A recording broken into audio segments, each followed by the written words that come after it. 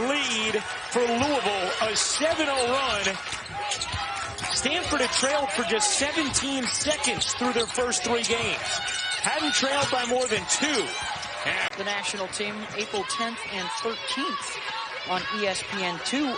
Where is the women's basketball team, Debbie? They better pass the collection plate. Tonight's the last night to buy the cutouts. I mean, the national team coach is here. Yes.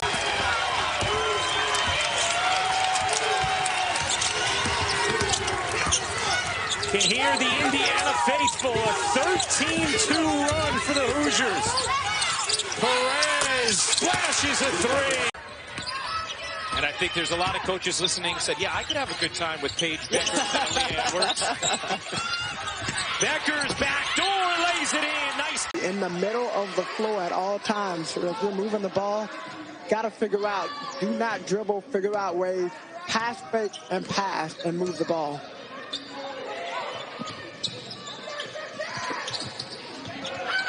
Beautiful feed. Is getting some touches on the repost, tried to muscle that up around Bickle.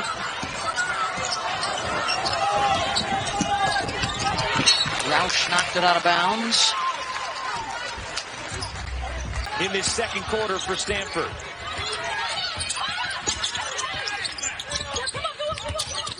Van Lith around the screen.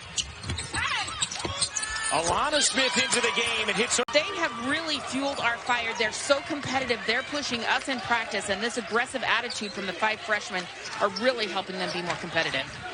And Holly, how about this group of freshmen during the COVID shutdown?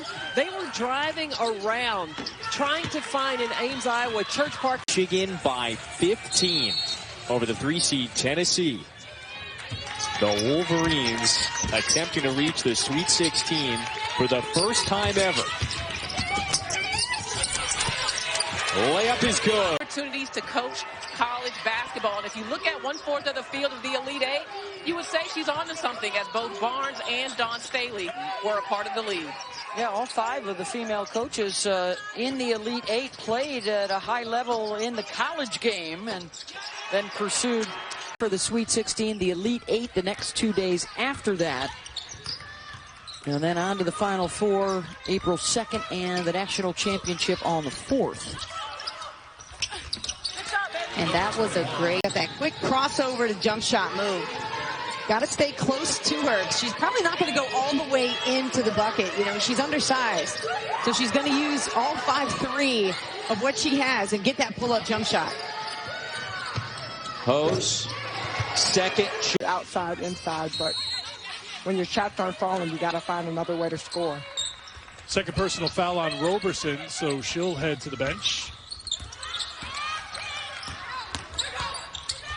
Ramirez on the pull-up for 2. But Jackets turned it over 8 times in the first quarter. I'm no mathematician, but that's on track for about 32 for the game. They are fortunate to be trailing by just a bucket. Yeah, that's tough because West Virginia is getting a lot of points off those turnovers. They've got 11 of their 17.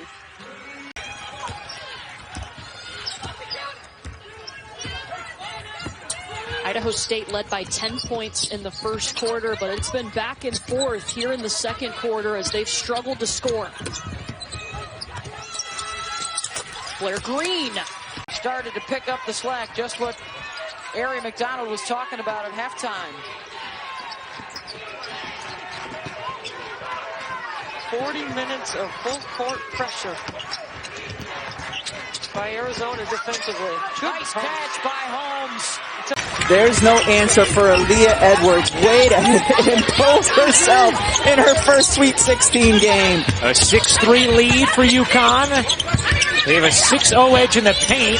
That 3 is good. She became the first freshman to win the OVC tournament MVP crown last week when they defeated UT Martin to punch their ticket to their 5th straight tournament. Jill Townsend, that's just a terrific head fake. We just saw Lexi. All right, Lexi, you're the favorite according to Holly Rowe. Bring home the title. Ruffridge hits the 3. This is as good as I've seen South Carolina's offense look in a long time. I think Dawn Staley is calling a terrific game from the bench because she's getting her players shots that they can make.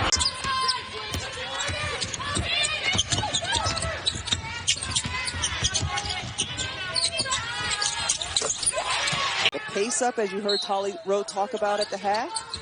And we mentioned this before, but it's worth mentioning again. Brenda Free said she's very comfortable with her team's ability to adapt to any kind of style and find. By Dee Richards. Brown, short. Michigan will keep. So Brown and Hillman with 29 for the Wolverines. Smith and Urson with 35 for Baylor. It's great listening to Charlie Cream, the halftime report, talking with Rebecca and Kelsey. You just hear all the comments about. That was Wilson on the miss from 3.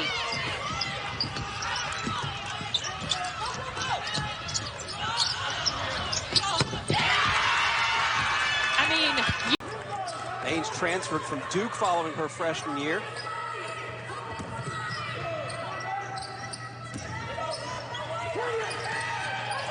There's a nice screen across for Kitley. Good vision. The double. And the matchup to watch on this end of the floor is definitely Dana Evans guarding Burton. Jeff Wall said he wants her to focus more on her defense. He said she can be disruptive with her defense. 7 points a game, and it's nothing new. They went through their run in the Big Ten where they were 17-1. They lost to Ohio State. But their average margin of victory in Big Ten play was 21 points a game. And we have seen in this tournament how good the Big Ten is this year. That's bang. Has learned a lot just by way of her journey throughout her career at Stanford in her second season. Saw her year cut short because of injury, and said a tear, averaging nearly 15 points per game over her last 5. It feels like she has really settled in to her role. She's a transfer, so early in the season, it felt like to me that she was just trying to get everyone. For UConn. Yeah, and UConn a little turnover to start the game. Probably nerves. They get the over and back turnover. Trying to get in touch in for the push-off. They called it for the push-off with the left hand, the left arm. That's the second personal against Brown Turner. Chineke got a lane. Square off. You can also catch it on the app.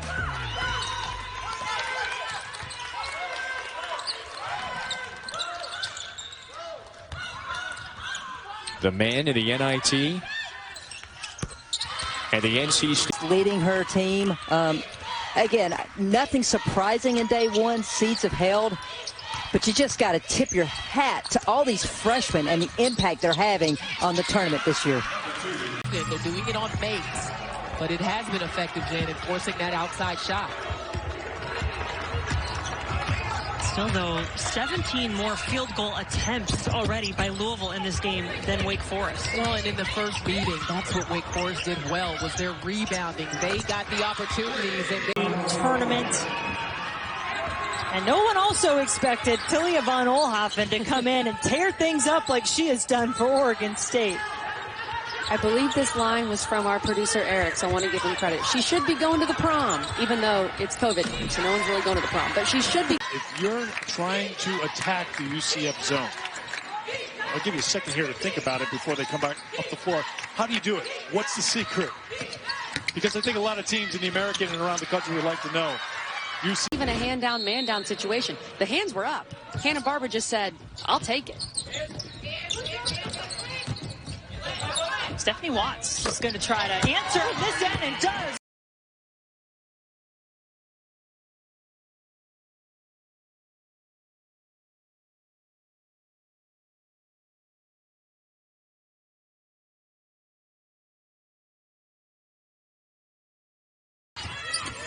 That's tough to do in the Big Ten. It's tough to do in the Power 5. She would be the first at Michigan State since 1986 to lead the team in points. I love the energy by Melody Kempton. Even when she plays little minutes, she's going to get a lot of minutes here with, you know, the sickness going on in Gonzaga's team. But she is always efficient and always works really hard. 6th Woman of the Year in the WCC. Woman bringing the emotion early in this game. Don't forget just how long we have all waited to get here as Bell.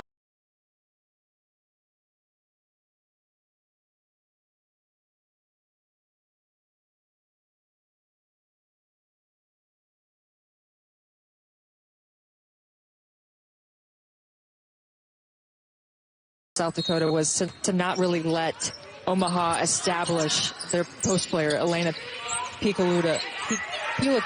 We've been working on that, Kevin. We've been working on that. We've got it. She's off the floor now.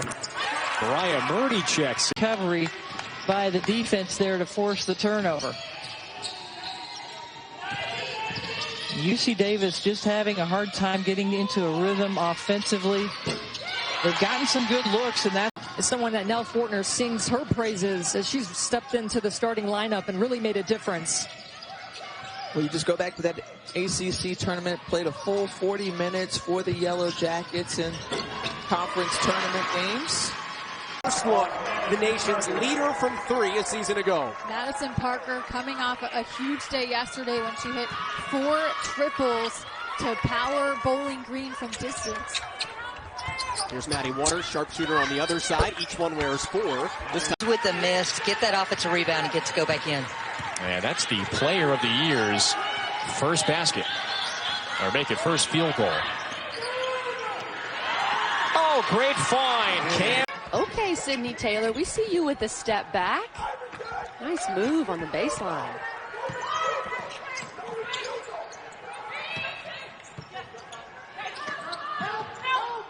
Great pass. nice look. It's the 3 from Kiki McKinney, the senior out of Knoxville, Tennessee.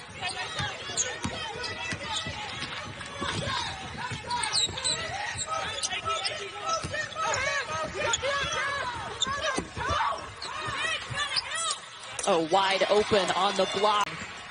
Missouri State is starting to heat up offensively. This is what they did against UC Davis. They had a slow start, but then they just exploded offensively at the end of the first quarter and into the second quarter. We've talked about Missouri State and how they are a defense. Yeah, 54-52 in OT tells you all you need to know about what kind of slugfest contest that was. Quick trigger, big shot. Why everyone's talking about them, as good as advertised. Working inside. Amy Mallon in her first season. Great job she's done. Anytime you can get a team to the tournament for the first time in 12 years and you do it during a pandemic, pretty incredible. Oh, I give these coaches and programs.